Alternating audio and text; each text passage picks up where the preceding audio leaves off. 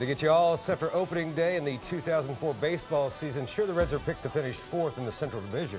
But the Marlins are picked to finish 4th in the East last year, and we all know how that turned out. The Reds' opening day opponent, on the other hand, is the fashionable pick to win it all, even though they haven't done so in 96 years. That would be the Chicago Cubs, who will send Kerry Wood to the mound on opening day. He will be opposed by Corey Lytle. That matchup sums up why the Cubs are considered a contender, while the Reds are considered a long shot. The question is, can we compete on the mound every day? And that's what we have to wait and see. I think, as far as the everyday players, I think, we're as talented as anyone, if not more. Obviously, we have to avoid injuries, but we're going to win or lose on the mound. Barry likes the everyday 8, and here's how we expect him to line up tomorrow. D'Angelo Jimenez will lead off, followed by Larkin and Ken Griffey Jr., assuming his calf is okay. Jr. looked fine today. Kearns, Dunn, and Casey are next. Then it's Ryan Friel subbing for the injured Brandon Larson and catcher Jason LaRue. So let it begin, the holiday called Opening Day. This will be the 120th opening day in Reds history, a unique Cincinnati experience. This is opening day, when we OD on Reds baseball, and realism is often replaced by optimism. This is opening day in Cincinnati, a day we celebrate like no place else in the country. We got elephants and Clydesdales, parades, politicians, and blue bloods galore. And no matter how many opening days you've experienced, it never seems to grow old. Not for me. I mean, this will be 31 for me, and I always look forward to it because of the uniqueness of the opening day in Cincinnati. We've been, a part of other opening days, and I've yet to see one that can equal this one. I mean, you really have to experience it. I mean, and it doesn't make any difference whether this club is a good club or it's projected to be a mediocre club or a bad club. Nothing changes the way opening day is conducted in Cincinnati. Of course, the most forthright among players past and present offer another view of opening day. I mean, it's more for the downtown and the fans than it is for the player. The player's hoping it's not too cold and you have to stand out there for everybody to drive their wagons in and run the elephants through and do the Clydesdales, and then your introductions, and then you do the bands, and then you do all the stuff, and all the stuff that you've taken 2 hours to prepare the game for, you basically is gone by the wayside, and then you got to try to go in and suck it up, try to get hot again, get warm again, and then you got to go out and face Kerry Woods. Then of course there is the projection that always comes with opening day. Reds win and they're going all the way. Lose and it's doom and gloom. I mean, that's the way fans are. Damn, you can't win a game? That's the way they are. That's true. And I think we all know that. And if they win at 5 o'clock tomorrow afternoon, there's going to be some severe partying in this town. Yeah. If they're not, there'll still be some severe partying, but maybe not as jovial. But all that said, and as jaded and skeptical as an old sports reporter might be, it is hard not to get caught up in the hope that comes with the beginning of the season, especially when those hopes are expressed with such enthusiasm.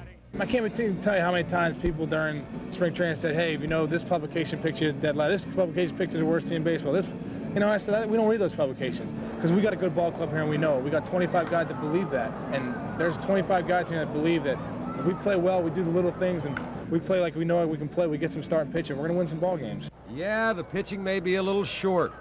Defense may be a question, and the bench may be a little thin. But they are back to something that's essential for them and for all of us. For us to have fun again. We've just totally got away from having fun playing this game. I've tried to set in some guys' heads that we're playing a kid's game. We're getting paid a lot of money to play this game. And if you don't have fun, how can you succeed? A little later in the show, we'll have more on the man responsible for putting the fun back in Reds baseball. It said the game begins and ends with pitching. Tomorrow for the Reds, it begins with free agent acquisition Corey Lytle. After the Reds workout, Dan caught up with Corey to talk about tomorrow's start and more.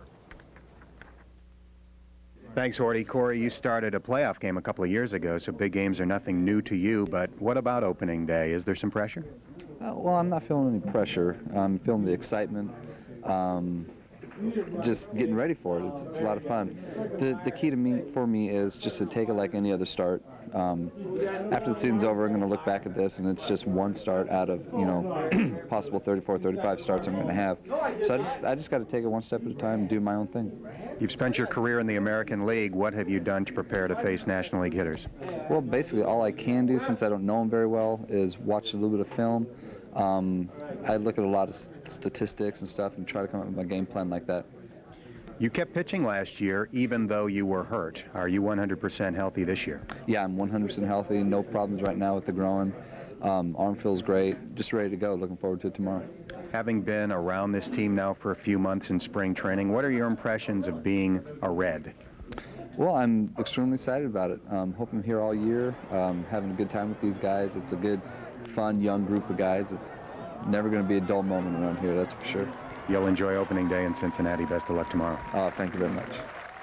And we will have more on the Reds and an interesting comparison between Dave Miley and Jack McKeon coming up at about 10:50. You hear players, manager, all that, but I'm gonna let those guys go out there and play, and I think most of the time good managers stay out of the way. Stay out of the way? I don't think I ever recall hearing Bob Boone speak those words. That's for sure. The Reds' former manager saw himself as Geppetto, a puppeteer who had to work those strings in order to get his players to perform. Not Dave Miley. Players manager is one way to describe him, and even though he is 31 years younger, a McKeon manager is another. Here's a closer look at how the Reds have gone back, or is it Jack, to the future. In a beer and peanuts sport, Bob Boone preferred red wine. He saw baseball as a thinking man's game and considered himself the class valedictorian. Dave Miley is no dummy, but when it comes to managing, he tries to keep things simple. I think in the game of baseball, you got to have fun, and obviously, winning is the most fun. But I think the less pressure that's on an individual, the better they perform. So, I try not to put any pressure on anybody. Sound familiar? Minus the cigar, that's Jack McKeon. If you had to find somebody that you could compare Dave Miley to, it would be Jack McKeon.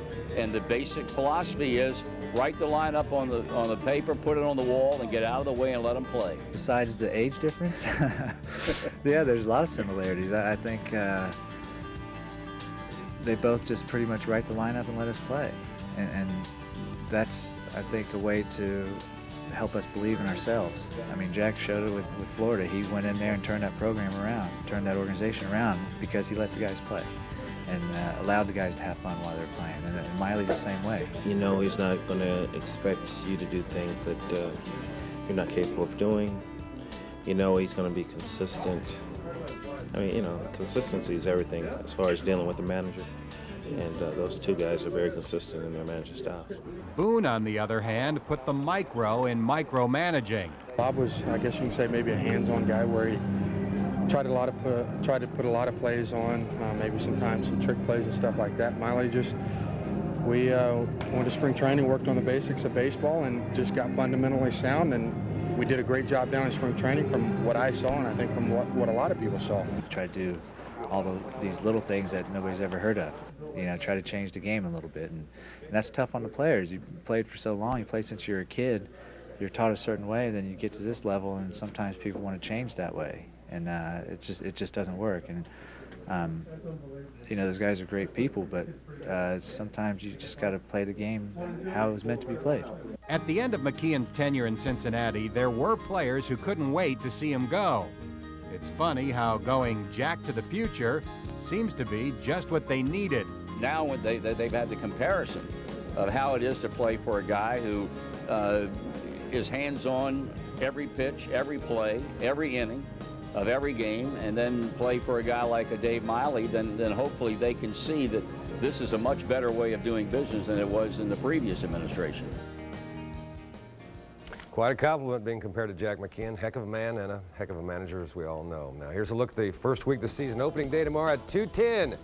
They have the Cubs Wednesday night and day ball Thursday to wrap up the three-game set against the Cubbies. Pittsburgh comes in Friday night. It's day ball Saturday and Sunday against the Buccos. Both games start at 1.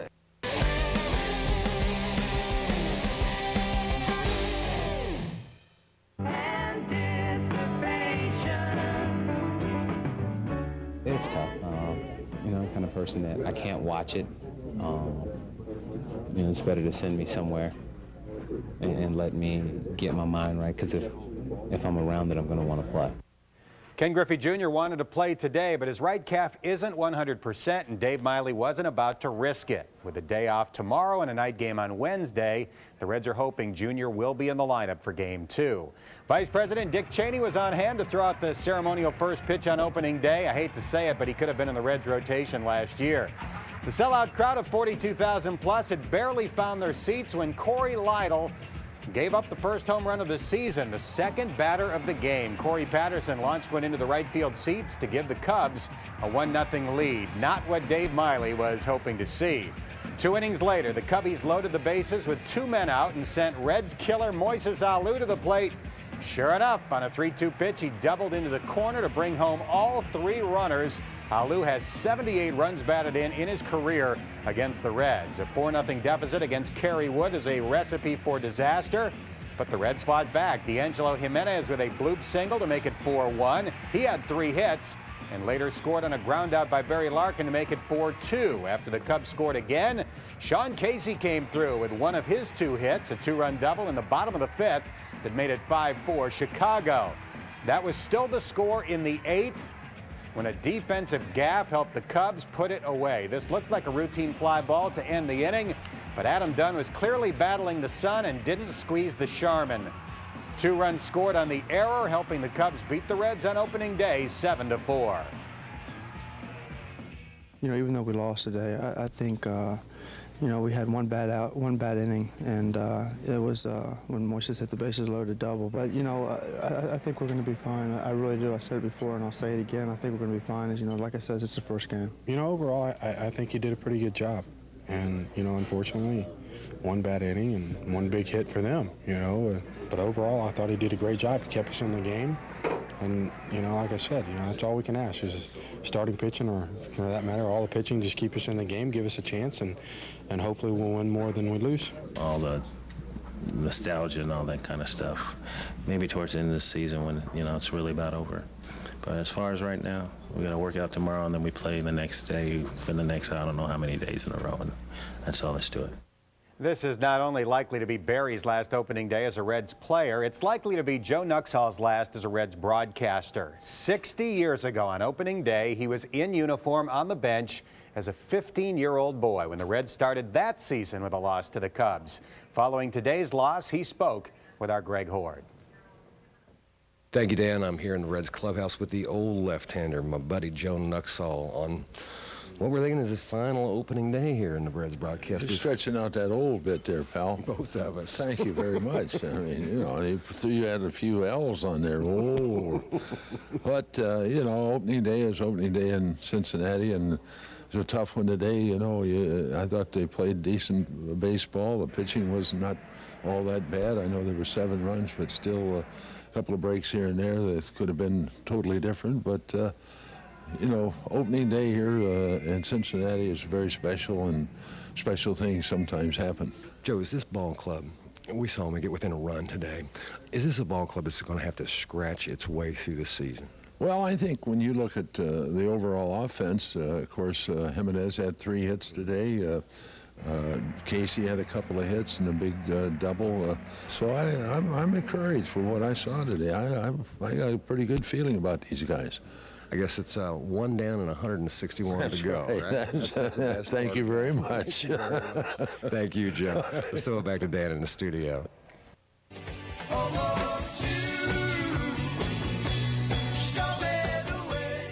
Look at the Florida Marlins last year. You know, I mean, it gives baseball fans and baseball players, you know, the same drive and determination that we've always had. You know, I mean, baseball's a funny game.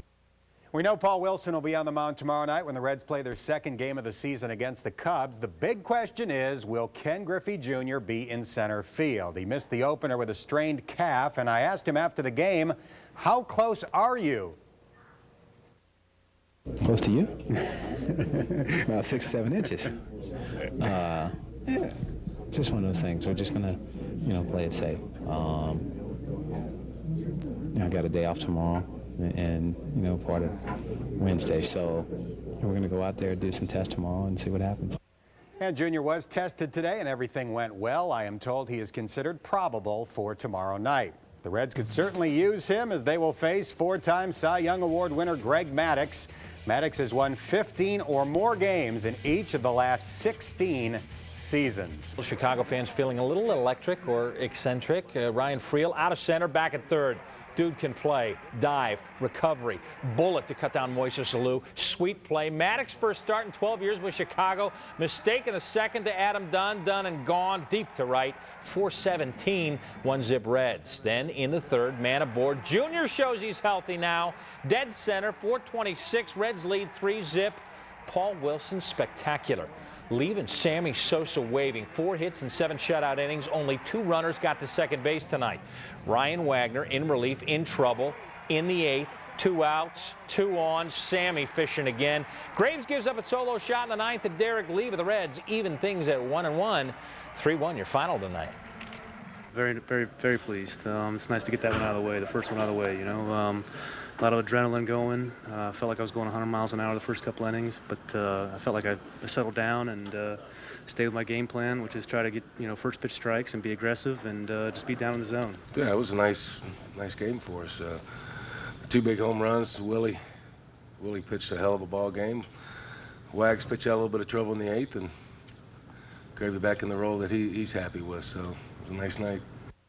These two teams back at it Thursday afternoon. First businessman special of the season, Matt Clement, historically poor against the Reds, and Jose Acevedo 2-1 in 3 career starts against the Cubbies. First pitch at 12:35. Evening, everyone. Desperately hoping to stay healthy this year. Brandon Larson just can't seem to catch a break. Out with turf toe, he made his first AAA plate appearance today and was promptly hit by a pitch in the right elbow. X-rays negative, but he will be reevaluated to determine if he can come off the DL on Saturday. Picture-perfect game for this Cub fan. I know. Matt Clement hitting first. Junior slaps one past the shift, and the base is now loaded for Sean Casey. Ripped to right and to the wall. Barry Largan and Junior will come in. Casey with 3 hits, 3 RBI on the day. 2-0 Reds. Jose Acevedo gives the Reds another quality start. 6 innings, just 5 hits, 3 strikeouts. It's 3-0 Reds in the third. Austin Kearns on third. Clement is a bit wild. Michael Barrett charged with the pass ball, 4-0. It was 5-1 with a man aboard for Sammy Sosa in the 6th off the end of the bat.